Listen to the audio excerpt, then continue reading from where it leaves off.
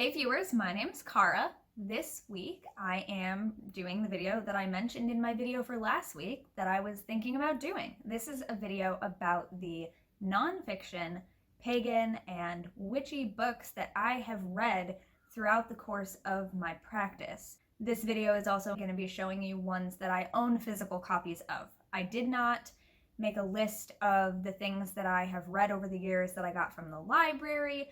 I may be forgetting tons of titles that I read through the library or borrowed from friends and things like that. Other than that, this is kind of like the video that I recently did for Pagan Perspective. The topic was talking about works of fiction that have influenced or inspired our paths over the years.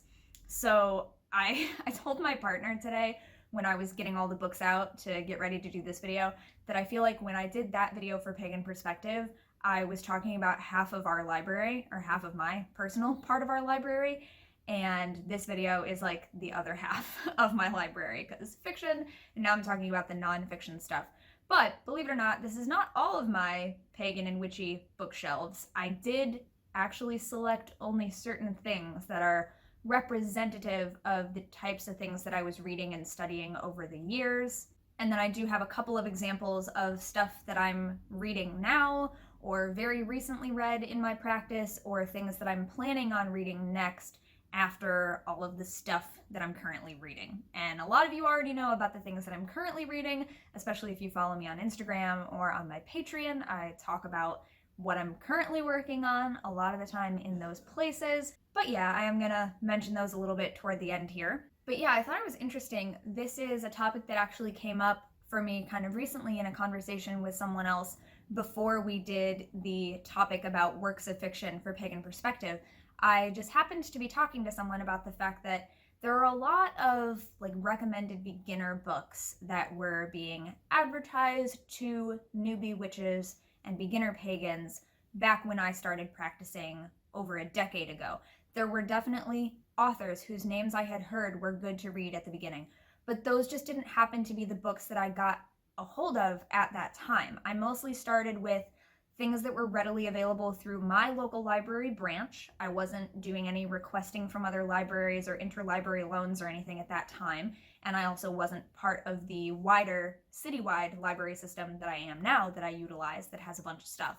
So I was either looking for stuff in my local branches, or I was looking at things that were being provided by the local shop that my mom's friend at the time actually owned, and then later we took over for a couple of years. So there were some books that we were able to get through publications that were advertising to metaphysical stores, witchy shops, things like that. And so that's definitely where I got a couple of these books. Some of these might have also been things that were given to my mom through her friends who were studying things like spiritualism or other magical traditions and things. So yeah, I've got quite an eclectic bunch here. So I just want to start with like the first few books that I remember being very influential early on in my practice. I don't remember exactly which ones I read first, which ones I had a hold of first, but there were kind of these three. So the first one, these three are in no particular order, but the first one I'm going to show you is Wicca by Scott Cunningham. This was one of my first and definitely very influential in how I started learning about all of this stuff. So I was first reading about this stuff when I was like 10, 11, 12 years old-ish. This copy that I have came out in 2001. So I definitely got a hold of this book when I was at least 11 or probably 12. Second one, big one, literally a big one, is Solitary Witch by Silver Ravenwolf. And this is something that I've had always recommended to people, even when I started like making YouTube videos and stuff, because this is a reference book. It's not just like a sit down and read how to whatever. It's basically an encyclopedia in ways, but just like, yeah, it has a ton of basic information about so much stuff. So this was possibly, I would argue, one of the more influential books for me when I was first starting out, because I could read the section in here about whatever the topic was and get enough of a sort of working understanding of it to then know what I had to go on the internet and research to learn more about the specific subject, or to know what kind of books I had to be looking up to go further into that subject. This is not, and has never been, the kind of book that you read it and now you know everything, right? That's not true of any book, but even more so, I used this book, and I've always encouraged people to use this book and books like this to learn basic vocabulary, basic concepts, and then have enough information, hopefully, to go on and learn more on your own from there, especially if, like me, you're self-taught. So another one of the things that I have that I might have gotten through one of my mom's friends, I don't really remember, is the Everything Paganism book by Celine Silverwind. So this is sort of a series of things. I believe there is an Everything Witchcraft book. I have not read that one, but I've had this one for a really long time. And so like this book and Scott Cunningham's Wicca were some of the ones that I would recommend to people when they asked me about my practice. And these were the kind of things that I handed to my mom to ask her to read a little bit more and learn more about what I had been talking to her about and to answer some of her questions. So especially when I started on YouTube, especially 2009 really, these are some of the books that I was recommending that people like give to other people in order to kind of know what we were talking about. I didn't really recommend handing this one to other people just to give them a basic idea of what we were doing, because this is kind of like, this book is a lot more than that. So there's those three, and also Out of Wicca, of course, I then later, much later, got a copy of Living Wicca. I also very early on had a copy of Spellcrafts, which was co-authored with David Harrington, and Cunningham's Encyclopedia of Magical Herbs. So those are some big ones that I had access to early on as well. A little bit later, I think I found this at a half-price bookstore, secondhand bookstore, Earth Power by Scott Cunningham. These are not the only Scott Cunningham books that I own, but these are some of the early ones that I was reading. I also had a lot of other big, heavy books and encyclopedias. So a lot of the first stuff that I was reading, besides Scott Cunningham and a couple of things that I just showed you, a lot of what I had first was encyclopedia type books. So I was just learning a little bit about a lot of stuff. And I think that that has continued to be the way that I engage with paganism as a whole. As we know, these things are umbrella terms to begin with. It's not one specific thing. So yeah, maybe the fact that I started with a lot of encyclopedias directly influenced that, or maybe that's just always been my style and that's why I really liked the encyclopedias. But anyway, I have a lot of big books. This one's not an encyclopedia, but this is another one I got, I think, through one of my mom's friends. The Goodly Spell book by Coven Oldenwild. Not going to talk at length about most of the rest of these books. I'm just going to kind of give you context of like when I read them. So here's more encyclopedias. Encyclopedia of Witches and Witchcraft. I got this Rosemary Ellen Guiley, who has recently become one of our beloved dead as well in the community. I got this one from a library. I happened to overhear that they were sorting books to sell that hadn't been getting checked out very often, and I saw this in the pile. I asked if I could have it, and they gave it to me for 25 cents. I already had another one of Rosemary Ellen Guiley's encyclopedias at home, which is why I recognized the name. So I also have her Encyclopedia of Magic and Alchemy, Raven Gramassi's Encyclopedia of Wicca and Witchcraft. This is the second edition, revised and expanded. Looks like this one came out in 2003, so I had this a couple years later. Yeah, originally copyright 2000, and then second edition, revised and expanded, first printing 2003. And then another one, my mom had several of these encyclopedias. She still has a couple of the other ones, but this is the one I ended up with. This is the Element Encyclopedia of Secret Signs and Symbols. I have always been really into symbolism, and this was definitely a big resource for me in that. My mom has a couple other of the Element encyclopedias. I don't remember exactly which ones. I had one of them for a while because she gave it to me, but then last time she visited, she took it back because she wanted to read it again. So that's my stack of encyclopedias that I definitely had very early on in those first few years of my practice, of my active studying and things like that.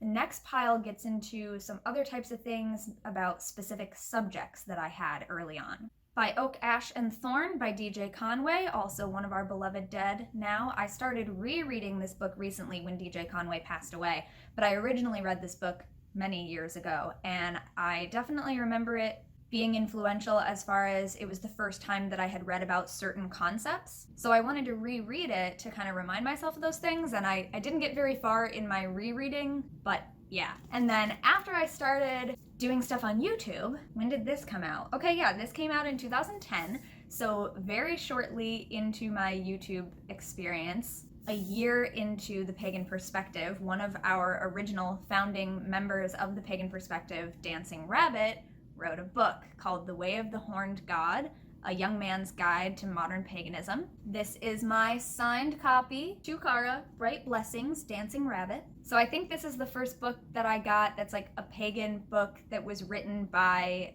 an author who is a friend of mine. Also through my local half-price bookstore, I found a copy of Modern Pagans, interviews by V. Vale and John Sulak from Research, and they've also done other books similar to this, but I found this one, I fell in love with it. I actually brought this copy with me to the Buckland Museum last year when Oberon Zell came to visit, and I had him sign it for me in the interview about him.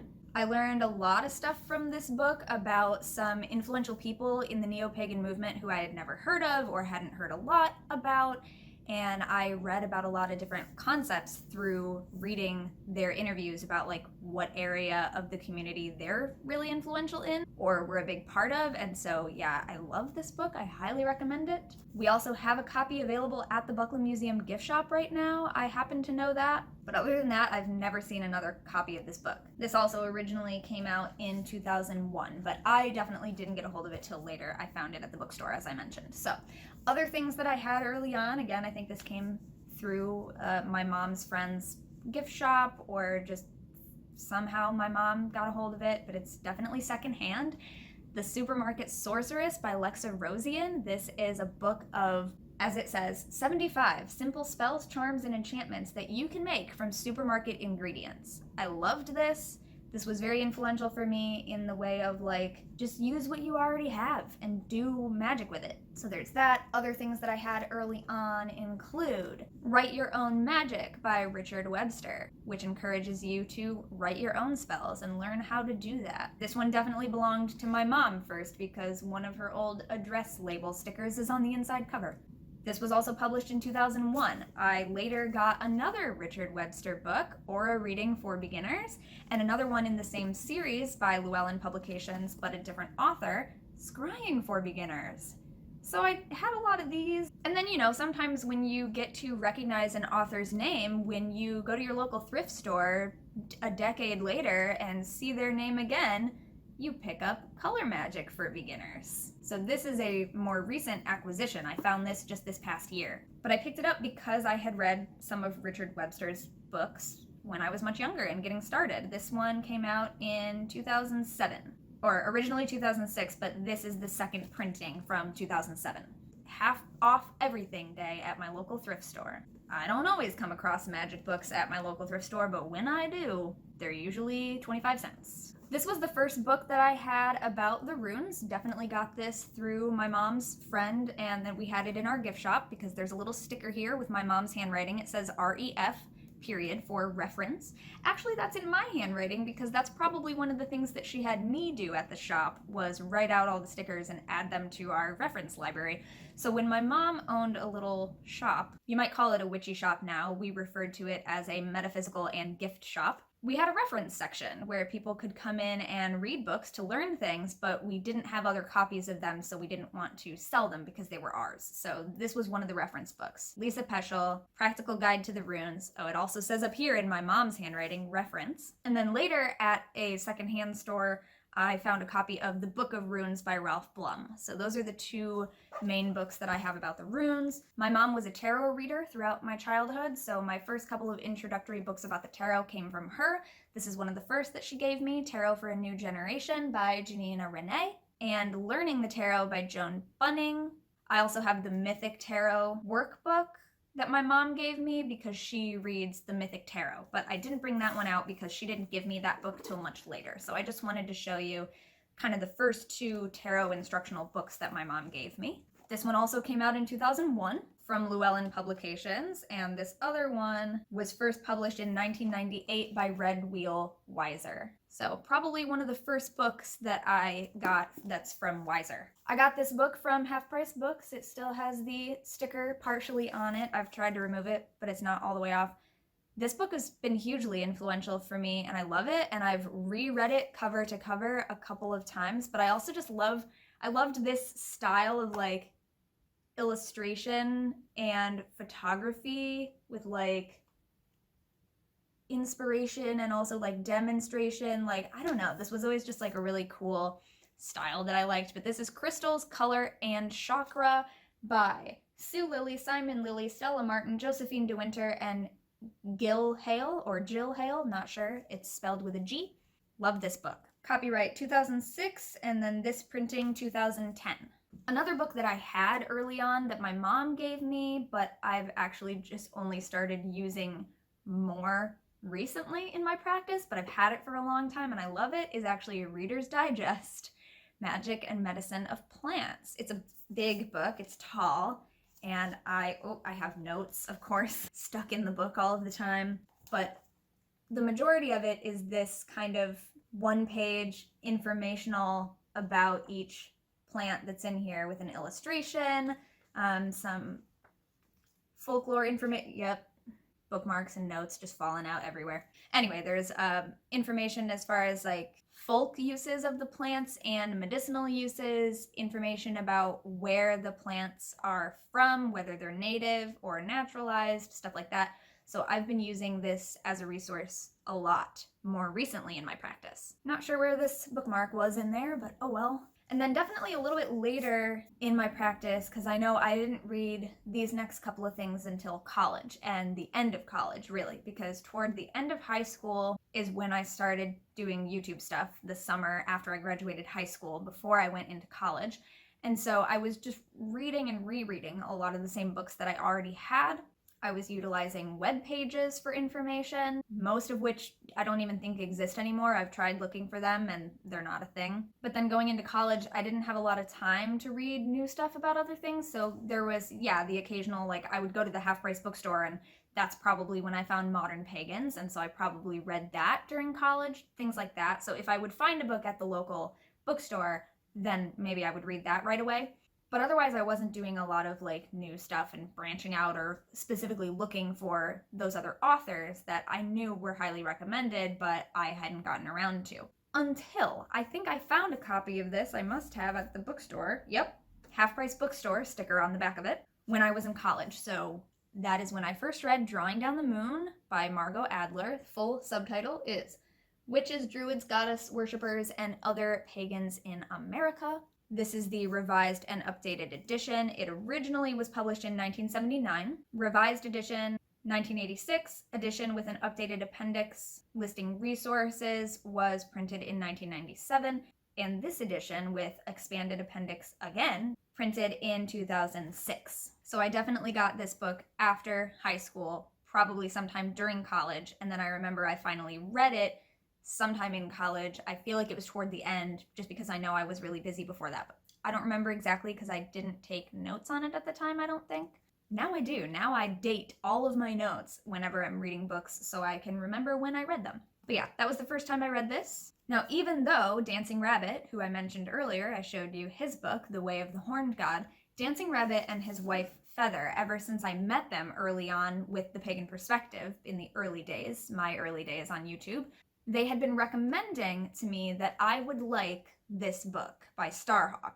But every time I saw it at my local bookstore, I picked it up and I flipped through it, and something about it told me that I just wasn't ready for it yet. So I kept putting it back on the shelf. Finally, toward the end of college, I went to the bookstore, I picked it up, and I was like, now is the time.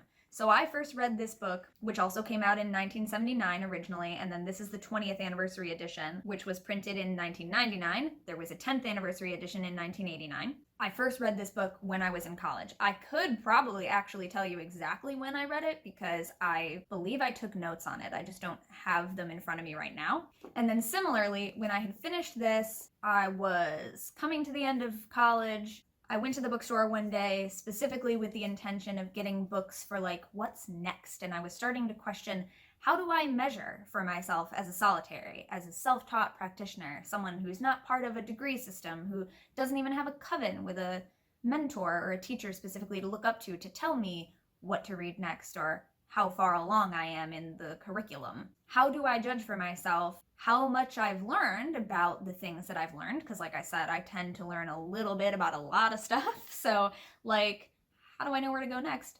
And I went to the bookstore with that intention in mind, and I ended up finding a couple of books that felt like a good place to go next. One of which was The 12 Wild Swans by Starhawk and Hilary Valentine, and the other was By Land, Sky, and Sea by Gade Parma. And I knew Gade's name because we have a mutual friend, one of the previous or former members of the Pagan Perspective, Brendan. So I knew Gade's name. This was the first time I had come across one of their books in a place that was readily available to me. So I picked this up at the half-price bookstore. Again, this is back when I had money for books when I was in college. How did I have money for books when I was in college? Because I went to half-price books and I had a work-study job and financial aid. So I bought a lot more books then than I do now.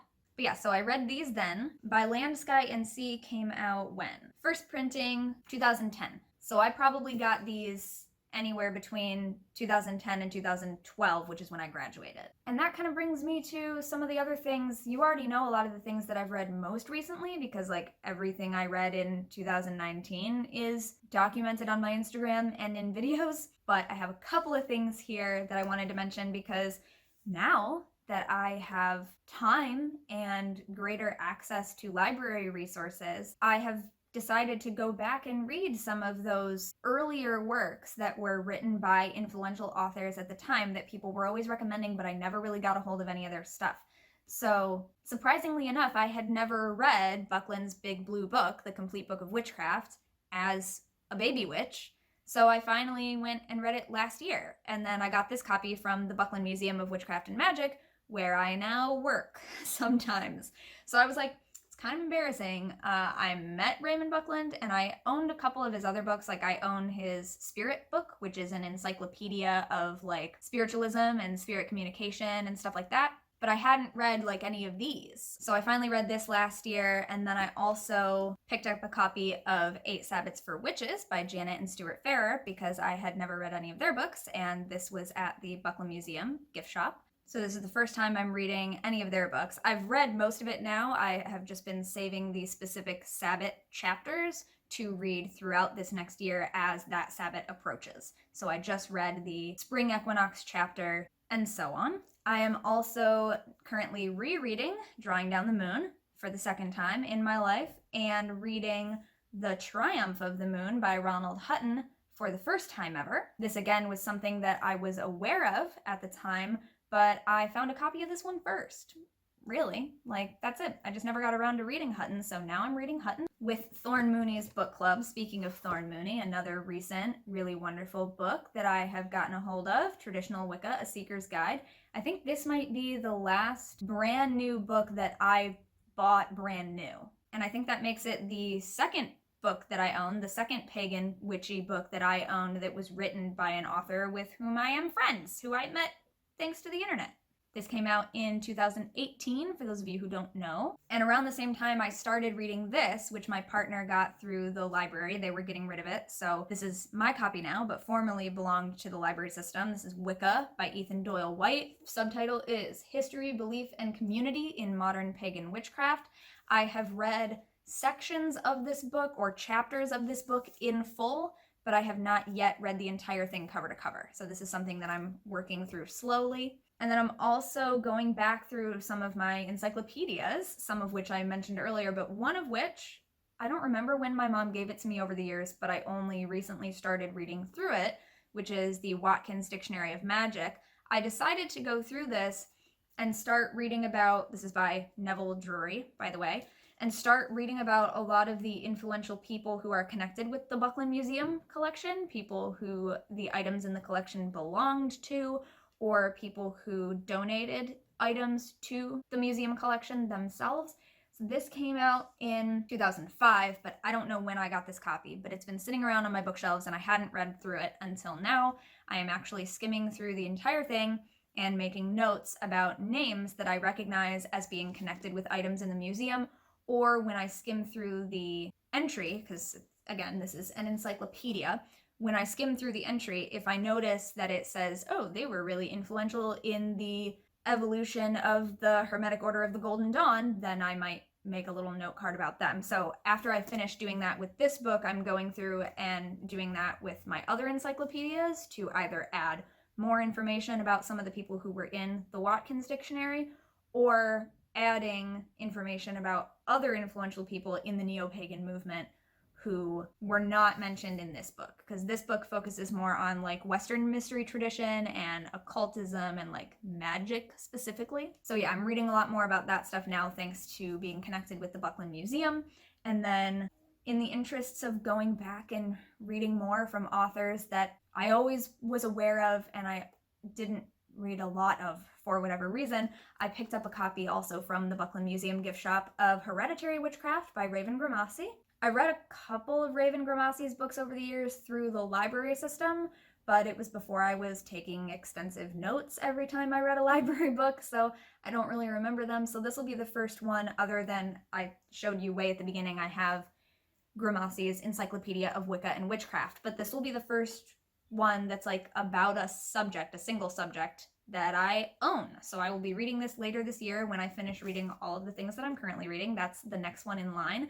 And then I also have plans to look up through my library system and finally read some of Gerald Gardner's books, Doreen Valiente, other things by Raven Grimassi, etc. I would ask you to suggest other authors that you think I should read, but I'm actually going to ask that you not do that at the moment because I already have such a long mental list of books in my head. I'm probably set for the rest of this calendar year at least, if not beyond that. So I will let you know next time I need additional input. Until then, I'm good to go. But you can definitely let me know what you're reading and what you started reading whenever you started practicing, whether it was 20 years ago or 20 days ago. You can definitely share that in the comments and let us know what you're reading, what kinds of things you studied when you started versus now. You can also let me know if you have read any of the books that I showed here, or if you saw any of the books in this video and were like, ooh, I'm gonna put that on my reading list now. Thanks so much for watching and or listening to this video. This was another one for the bookworms out there, and I hope you are all safe and well, and that this video was informative and or entertaining and helped you spend some time. I will see you next time, and until then, don't forget to be awesome, blessed be, and goodbye.